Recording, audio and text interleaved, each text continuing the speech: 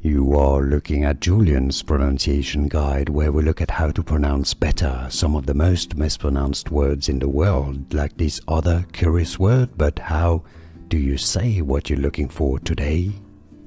Buongiorno, we are looking at how to pronounce this word and how to say more Italian vocabulary. So stay tuned to the channel to learn more. This means brothers in Italian. It is the plural. Fratelli is how it would be said in Italian in Italy. Fratelli, insist on that double L. Fratelli, you can say it. Fratelli, it's easy. And now you know. More videos for you here to learn more. Thanks for watching. Here are more videos on how to pronounce more confusing words and names too many mispronounced. Like this video if you found it useful. I appreciate your support. I'll see you soon and thanks for watching.